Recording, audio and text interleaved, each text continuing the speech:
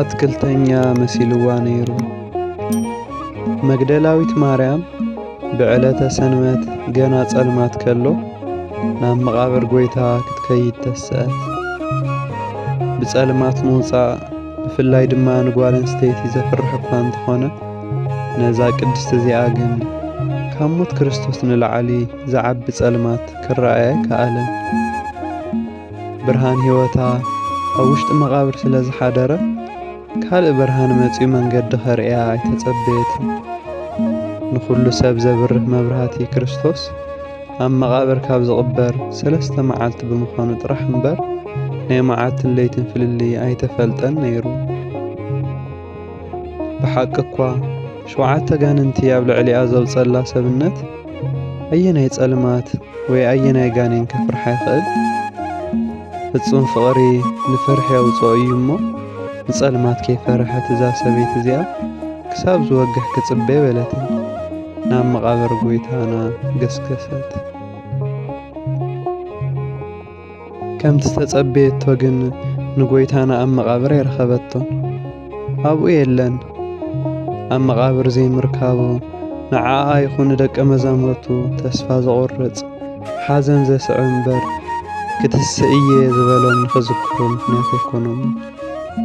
ናይ ካህናት ሓለቓን ፈሪሳውያንን እኳ ኣብ ቅድሚ ጲላጦስ ቀሪቦም እቲ መታለሊ ገና ብሂወቱ ኸሎ ድሕሪ 3 መዓልቲ ክትስእየ ከም ዝበለ ትዝ ኢሉና ኢሎም ነይሮም። ማቴዎስ ወንጌል ምዕራፍ 27 ቁጥር 63። ሐዋርያትን መግደላዊት ማርያምን ግን መቃብሩ ባዶ ኮይኑ ክርእዩ ከለዉ እኳ ክትስእየ ዝበሎም ትዝ ዘይበሎምን። ስለዚ ድማ ደቀ መዛሙርቱ ብናይ እምነት ጉድለቶም ኣቱም ዘይተስተውዕሉ ልብኹም ካብ ምእማን ዝደንጎየ ክብል ከሎ ንዓኣ ድማ ኣይትንክእኒ ኢሉ ገሰጾም። ሉቃስ ወንጌል ምዕራፍ 24 ዮሐንስ ወንጌል ምዕራፍ 20። መግደላዊት ንጎይታና ኣብ መቃብር እንተሰኣነቶ ኣብዚ ካብዚ የለስ ናብ ገዛይ ከይደ ክዓርፍ ካብ ምባል ኣብኡ ደው ኢላ ክትበኪ ጀመረት። ድሕሪዚ ብንምዓት ኣብ ዝፈሰሶ ዒንታ 2 መላእኽቲ ኣብ መቃብር ብጸጋምን የማንን ተቐሚጦም ረኣየት። ኬስ ተባዕለት ድማ ጎይታዬ ወሲዶሞ በለት። ቅዱስ ዮሐንስ አፈወርቅ ከም ዝበሎ መላእኽቲ ናብ ወፃእ ክጥምጡ ከለዉ ኣዒንቶም ተኸቲላ ግልጽ ክትብል ከላ ጎይታና ቆይሙ ረኣየቶ። ይኹን እምበር ኣይፈለጠቶን። ኢየሱስ ድማ ኣቲ ሰበይቲ ስለምንታይ ትበኺ ኣለኺ? ንመን ከትደልዪ ኣለኺ በላ። እሳ ድማ ሓለዋ ተኽልቲ ኣትክልተኛ መሲልዋ ጎይታይ ወሲድካዮ እንተኾይንካ ኣበይ ከም ዘቐመጥካዮ ንገረኒ ኣነ ድማ ክወስዶ እየ በለቶ። ዮሐንስ ወንጌል ምዕራፍ 20 ቁጥሪ 15። እዚ ስዒቡ ጎይታና ብሰንኪ ዘይምእማና ገሲጹ ማንነቱ ገለጸላ። በዚ ድማ እዛ ቅድስቲ እዚኣ ትንሣኤኡ ካብ ዝሰበኹ ደቂ ጽዮን ሓንቲ ኾነት። ናይ እስራኤል ናጽነት ናይ ሙሴ ሓፍቲ ማርያም ብኸበሮ ከም ዘበሰረት ማርያም መግደላዊት ድማ ነጻነት ወዲ ሰብ ብዘይከበሮ ኣወጀት። ንዓኣ ጥራሕ ዘይኮነስ ንካልኦት ኣንስቲ እውን ዓርቢ መዓልቲ እናበኸያ ኣፍ ደገ መቃብር ብንምዓት ስለ ዝዓጀባ ሰንበት መዓልቲ ናይ ትንሣኤ ዜና መበሰርቲ ክኾና ኣብቅዐን። ጓል ኣንስተይቲ ደስ ይበልኪ ተባሂሉ ዝተጀመረ ናይ ኣምላኽ ምድሓን ስራሕ ጓል ኣንስተይቲ ባዕላ ንኻልኦት ደስ ይበልኩም በሃሊት ብምዃን ተዛዘመ። ማርያም መግደላዊት ሓላወ ተኽልቲ መሲልዋ ነይሩ እዩ እሞ ጎይታይ ንስኻ ወሲድካዮ እንተኾይንካ ኣበይ ከም ዘነበርካዮ ንገረኒ እሞ ኣነ ክወስዶ እየ ዝበለቶ ዘረባ ስቒልካ ዝሕለፍ ኣይኮነን። እዚ ቃል እዚ ከይፈለጠት እኳ እንተተዛረበቶ ዘረባኣ ግን ካብ ጌጋነቱ ንላዕሊ ቅንየነቱ ዝዓበየ እዩ። ኣትክልተኛ መሲልዋ ነይሩ ዝብል ቃል ከመይ ዝበለ ድንቂ እዩ። ኣብ ትንቢተ ሕዝቅኤል ክትርጉሙ ከለዉ ካብ ሓቂ ዝሓይሽ ጌጋ ካብ ምቕታል ዝሓይሽ ምስሕሓት ኣሎ እዩ ዝበልዎ ነዚ ዓይነት ከይኮነ ይተርፍን። ንመግደላዊት ማርያም ክርስቶስ አትክልተኛ መሲልዋ ነይሩ። ወይ ግርም! ክርስቶስ ኣብ ምድሪ ክመላለስ ከሎ ንሰባት ዘይመሰሎም እንታይ ነገር ኣሎ? ምስ ተወለደ ንኣይሁድ ወዲ ዮሴፍ መሲልዎም ነይሩ። ንሄሮድስ ድማ መንግስቱ ዝቀዳደም ምድራዊ ንጉስ መሲልዎ ነይሩ። ንኒቆዲሞስ ነቢይ መሲልዎ ነይሩ። ንሳምራዊት ሰበይቲ ድማ መጀመርያ ማይ ዝልምን ተራ ሰብ መሲልዋ። ጸኒሑ ግን ነቢይ መሲሉ ተራእይዋ ነይሩ። ክርስቶስ ንብዙሓት ዘይመሰሎም እንታይ ኣሎ? ንገሊኡ ኤልያስ፣ ንገሊኡ ሙሴ፣ ንካልኦት ድማ ኢያሱ መሰሎም። ንናይ ኤማሁስ ተጓዓዝቲ ገያሺ፣ ንናይ ሮማ ወታደራት ገበነኛ፣ ንናይ ሄሮድስ መኳንንቲ ድማ ኣስማተኛ መሲልዎም ነይሩ። ንሕና ንዕኡ ምእንቲ ክንመስል ንሱ ነፍሲ ወከፍና መሲሉ ተጸረፈ፣ ተወቐሰ፣ ብመከራ ተሰቒሉ ሞተ። ሎሚ ድማ ንማርያም መግደላዊት ኣትክልተኛ መሰላ።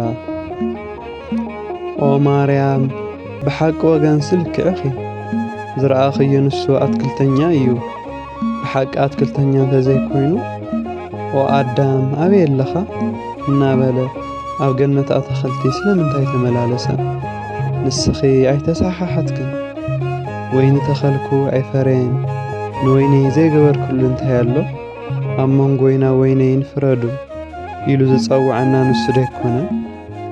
ዘረአይ ክዘርእ ወፀ፣ እቲ ዘረአይ ኣነ እየ፣ እቶም ዓጸድቲ ድማ መላእኽቲ እዮም ኢሉ ብምሳሌ ዝመሃረ ንሱ ዶ ኣይኮነን? ካብዚ ንላዕሊ ኣትክልተኛ ካበይ ክመጽእ? ናይ ወይኒ ቦታ ነበረቶ ቀጽሪ እውን ገበረላ ዝተባሃለት ቅድስቲ ቤተ ክርስቲያን ንኹላትና ምስ ኣብ ከይንንቀል ዝተኸለና ናይ ጎኑ ማይ እናስተየና ብመስቀሉ እናኾትኮተ ዘዕበየና ጳውሎስ ተኸለ ኣጵሎስ ኣስተየ ጎይታ ግና ይዕቢ ነበረ ዝተባሃለሉ ኣትክልተኛ ንሱ ዶ ኣይኮነን? 3 ዓመት ተመላሊሱ ካባና ፍረሲኢኑ ሓዘን እምበር ኣሾኽን ኣሜኬላን እናብቆልና ኣማሪርናዮ እምበር ንሱስ ብርቱ ኣትክልተኛ ነይሩ። ስለዚ ማርያም መግደላዊት ኣትክልተኛ እንተመሰለክውን ኣይተሰሓሓትክን። ጎይታይ ንስኻ ወሲድካዮ እንተኾይንካ ኣበይ ከም ዘቐመጥካዮ ንገረኒ ኣነ ድማ ክወስዶ እየ ዝብል ሕቶውን ካብ ሓቂ አንጻር ክረአ ከሎ ኣዝዩ ድንቂ እዩ። ንጎይታ ብሓቂ ካብ መቓብር መን ወሰዶ? መን ከተንስኦ? ባዕሉ ዶ ኣይኮነን? ማርያም ንስኻ ወሲድካዮ እንተኾይንካ በለቶ። ኦ ማርያም ሕቶ ክግቡእ እዩ፣ ጥራሕ ኣጢበ ክሕተት እዮ። እቲ ዝወሰዶ ንሱ ባዕሉ እዩ። ስጉእ ካብ መቓብር ሕያው ገይረ ልዒሉ ዝወሰዶ ኣብ ቅድሜኺ ቆይሞ ኣሎ። መረጋገጽ እንተደሊኺ ነፍሰይ ባዕለይ ብፍቓደየ ንብራ እምበር ካባይ ዝወስዳ የለን። ከንብራ ስልጣን ኣለኒ፣ ከልዕላውን ስልጣን ኣለኒ ኢሉ ክዛረብ ከሎ ደቀ መዝሙር ዮሃንስ ሰሚዑ መረጋገጽ መዝገብ ሒዙ ኣሎ። ኣጢበ ክሓዝዮ ከይትሰድዮ ብፍቓዱ ከም ዝሞተ ነፍሱን ከንብራ ስልጣን ዘለዎ ካብ መቓብር እውን ብስልጣኑ ዘተንስኣ ንሱ እዩ። እገለ ወሲድዎ ክበሃል እንተሰሚዕኺ ኣይትእመኒ። ንኢየሱስ ካብ ሙታን ኣውፂኡ ሕያው ዝገበሮ እዚ ኣብ ቅድሚኺ ቆይሙ ዘሎ ኣትክልተኛ ባዕሉ ኢየሱስ እዩ። ኣእጋሩ ወዲቕኪ ሓዝዮ ከይትሰድዮ። እዚ ኣትክልተኛ እዚ ባዶ ዝገበሮ መቓብር ጥራሕ ይመስለኪ። ሲኦል እንተትርኢ እንታይ መበልክ ነይርኪ? ኣብ ውሽጢ እዘን ክልተ መዓልቲ ናይ ባዕሉ መቓብር ባዶ ቅድሚ ምግባሩ ናይ ሲኦል ሓፂን መሸንከሪ ሰባቢሩ ኣእላፋት ነፍሳት ዘሪፉ ናብ ገነት ወሪዱ ነይሩ። ኣብኡ ድማ ምርኩኡ ሓበአ። ሕጂ ድማ ነቲ ዝተረፈ መቓብር ባዶ ገይርዎ ቆይሞ ኣሎ እሞ ከይትሰድዮ።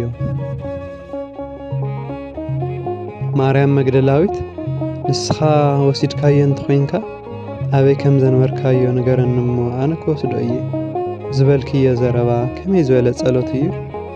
እዚ ሕቶ እዚ ንዓና እውን ሓዊስኪ ኣጢበ ክሕተተልና። ካብ ልብና መቓብር ውሽጢ ንጎይታና ካብ ነጥፍኦ ጸኒሕና ኣለና። ክቡር ስጉኡ ተቐቢልና ኣብ ውሽጥና ካብ እንሕዞ ካብ 3 መዓልትን ላዕሊ ብዙሕ ዘመን ሓሊፍና ኣሎ።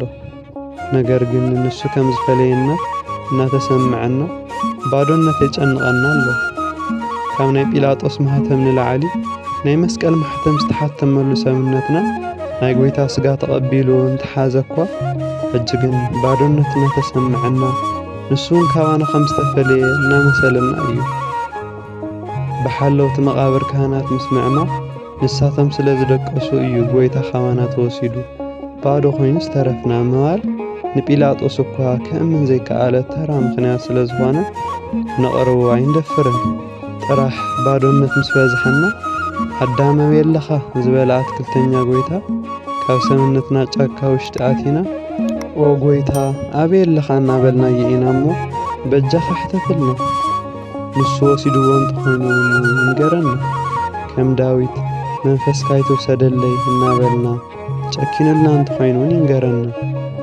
ዘቐመጠሉ ቦታ እንተነጊሩክ ግን ንሕና እውን ከማኺ ክንወስዶ ናብ ልብና ከነእትዎ ንገርና ካብኡ ብድሕሪኡ ፈሊጥናዮ ረቡኒ ኦ መምህር ክንብሎ ኢና ኣይትንክእኒ እንተበለልና እውን ኣይንሓዝንን ኦ ጎይታ ንስኻ በዓልኻ ብኣእዳውካ ዳስሰና እምበር ኣይንነኽአካን ባዶነት ንዘጨንቕ ውሽጥና ዘለኻሉ ንገረና እምበር ብርኹስ ኣእዳውና ክንትንክፈካ ኣይንደፍርን ንዓኻ ዳህሲሱ ከም ቶማስ ተቓጺሉ ካብ ምእዋይ ብኣኻ ተዳህሲስካ ምንጻሕ ንመርጽ ኢሎምኻ ኣሎ በልልና ወስብሃት ለእግዚአብሔር